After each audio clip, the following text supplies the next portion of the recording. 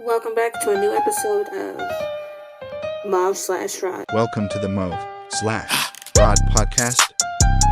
First, first.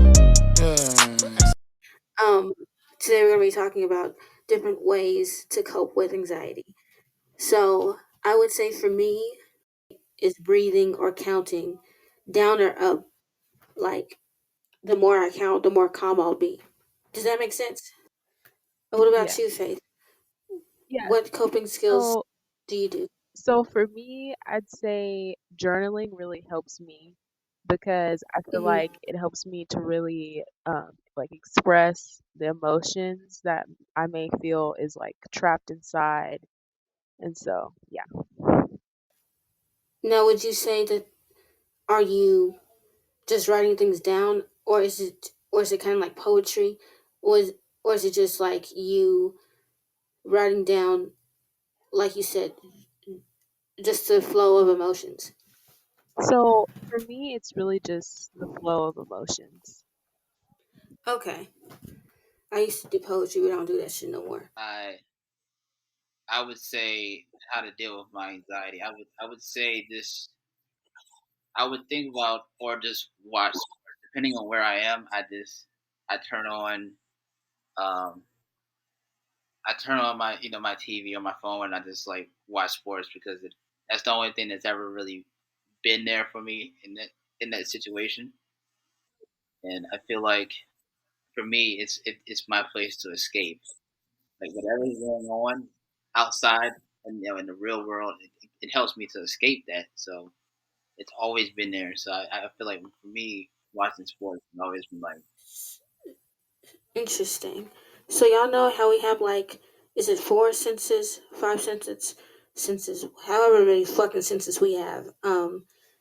I use I use the four senses trick, like something I can see, something I can feel, something I can touch and smell, and that has surprisingly really helped me, especially like things I can see. Because normally for me, when I have a real bad anxiety, like everything just goes either too fast or too slow. So that kind of helps me. Would either of you try meditation or yoga? I know I haven't. I heard about it. I heard it's great, but I've never really been never really thought about it or never really been like you know it's never really crossed my mind. Yeah, so me personally, I haven't tried it either, but yeah, I have heard some good.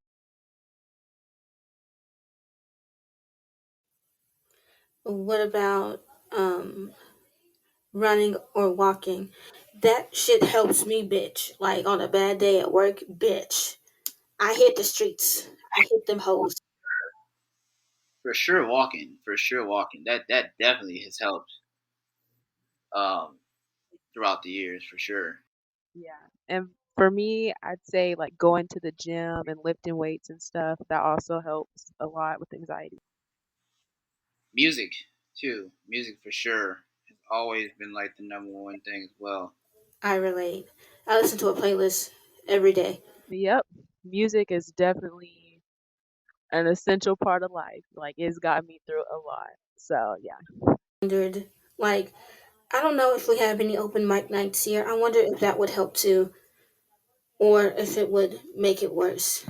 Like to do like poetry or to talk about it, especially like with a full room of people. I don't know if that would actually help someone. Maybe it does. I don't know. It may It help just me though. I would say it depends on what it is, on what the topic is. I mean, if it's something personal, then yeah, of course not. But if it's just like Yeah, it'd be open mic night. Yeah, it's gonna I be mean, yeah, personal. I mean, it just depends on what it is. Like Okay. What about reading? I I don't, feel I like don't know. I've never heard I of anyone go ahead. reading because of I've never anxiety. heard I that don't know. either. I feel like I feel like reading, I'm not going. I don't know, like if that would be helpful or not because like with anxiety, that might be like kind of hard to do, like hard to focus and stuff. So, Yeah, I agree with that. I'm like, I don't really see the point in that, but to each his own, I guess. I just I never really heard anybody say, "Oh yeah, I'm reading a 20-page uh, book kind of helped me calm my anxiety down." Have you ever heard of, like, I don't know how to describe it, but like for me, one thing that really helps, like if I'm really having a moment, like a bad moment, I lay down or I sit down, close my eyes, and I think of a happy place. Bitch, it actually helps to the point where I really feel like I'm there. It's weird. Uh, I haven't. I mean, I haven't because I don't really know. I don't really have a happy place, so it's probably why I haven't really tried it. But I'm pretty sure it would work. I just don't know what mine would be. I haven't really like thought of my place where I say, "Oh, I'm good." Yeah, me either. Really? Huh. I guess I'm the only one. So I asked Google ways to cope with anxiety. Google said socializing, reading, meditation, breathing, and therapy. I don't. Hmm? Now, this might be like an unpopular opinion, but therapy, believe it or not, therapy helps out a lot, especially because of the situation that I went through with my legal shit. I didn't have a choice but to go into therapy because it was part of my probation, and I didn't really have a choice but to be like, oh, you know.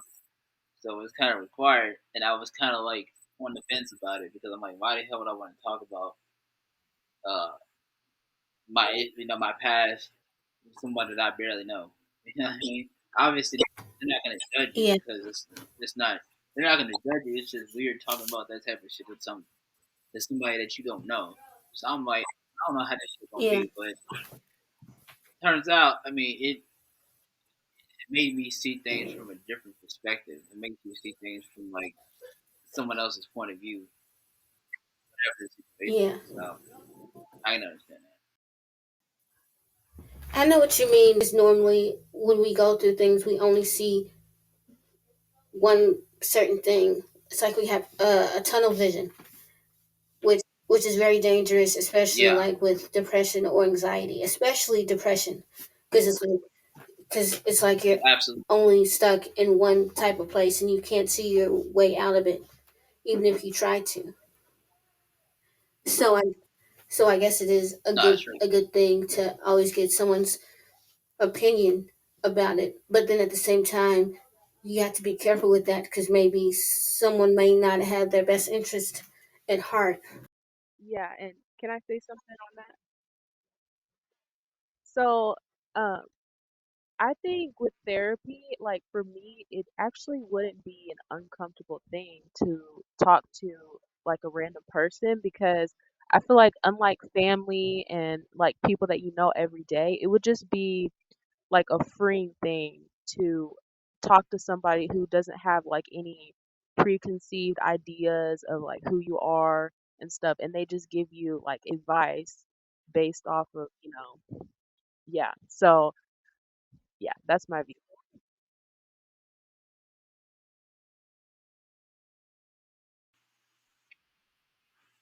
Oh, for sure. I definitely see it that way now. Before I definitely see it that way now. I didn't see it like that before. You know, before I went in, but I totally get that. For me, when I had first started therapy, it took a month for me to warm up to the therapist. Legitimately, we we just sat in a room for like 30 minutes every day, and I didn't say anything because I don't know. I've always been a closed off person, so it's easy for me to not really spill the beans and whatnot. But now, well, it's still kind of hard, but at the same time, I'm getting better at talking to people. Hence why we have the podcast. Shit. Um, what about, do you use deep breathing at all? Yeah, yeah, I think, the deep breathing can really help like calm down your heart rate and stuff Like if you really feel like, hey, if I don't calm down, I'm gonna have to go to the hospital. If you're like if you're like in that type of You're situation, right. then yeah, that does really help. It's time to go. So I had already asked Faith this the other day. I'm gonna ask you: would you choose meds, Um, Roger? no, no. Um, I understand why it's. I understand why people, well, docs want to prescribe it to certain people, but I would say, for me, in my personal experience, no, because when I was a kid, I was put on medication for ADHD, and as a Oh yeah, that's right. no, as a And kid, it didn't work out so well. it turned me into a zombie, and it made me not want to eat, and it made me small, like scary small for my size, and I'm already a short person, so Hmm. being too small or too big is going to be an issue. So at that time, I'm like, my parents were like, nah, like you're not taking any more meds, and ever since then, I've been okay. But for, for some people, I get it, because I guess Hmm. they can't really control their whatever their mental thing is. Whatever they can control it, then okay, I Me. get it. But for me, I have ADHD, I have depression, and for me, I've I've learned to deal with it Same. and to manage it over the years than I once could, because I'm gonna tell you. I hope y'all don't mind, but I'm gonna tell y'all a story. It's something that Story time. I guess I'm more comfortable with sharing with people now, because I didn't really feel comfortable with sharing this part of my life with people, because I didn't know how people were gonna take it. So in middle Hmm. school was the roughest time of my life, and I'm not exaggerating. It was the roughest time of my life, because I obviously, as a, as a preteen and as a teen, you don't really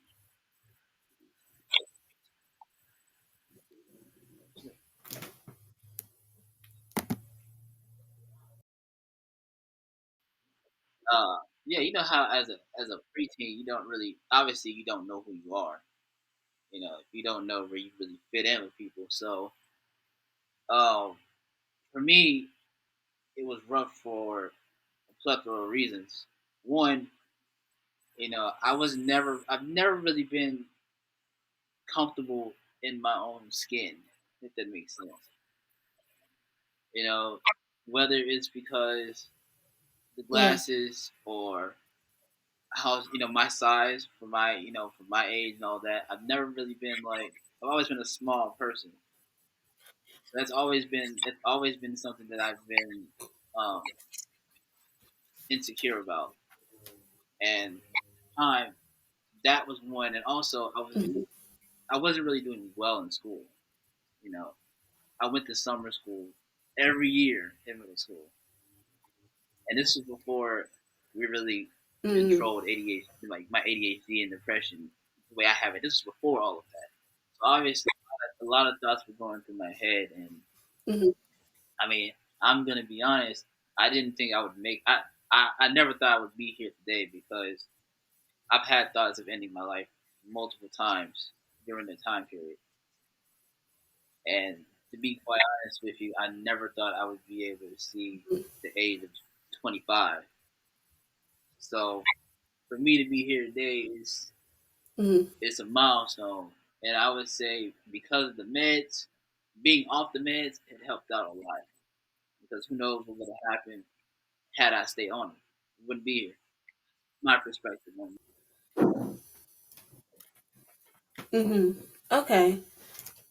I know what you mean by when you say it makes you kind of like a zombie.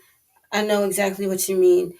When I take mine, it's like I don't feel any emotion. Like I really can't be happy. I can't be upset. I really can't be upset for shit. Like, if someone would really try to piss me off, I cannot get upset at all.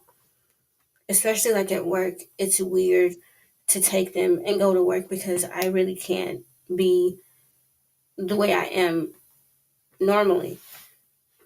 Um, but I've seen it on both sides. I see what meds can do without them. I'm a totally different person. I'm always irritated or upset. But with them, I don't feel anything. And I don't know if that's a good thing or a bad thing or if it's both. It probably is a little bit of both. Would y'all try to do, I mean, would you ever consider doing, like I said, some of the four senses or however many fucking senses we have, like to see something, to feel something, to touch something, to stuff like that? I wouldn't mind it. I wouldn't mind it just to see how if it would work. I would try it out.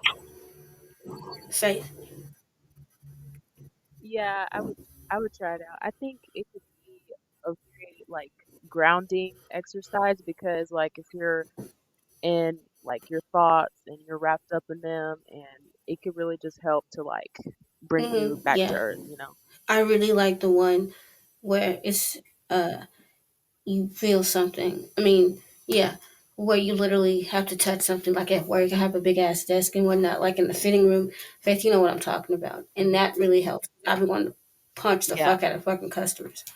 That's just me. I don't know, man. With or without my meds, I still want to punch people. Um, anything else that y'all want to talk about? Uh, Uh The last time, bitch, it was a party.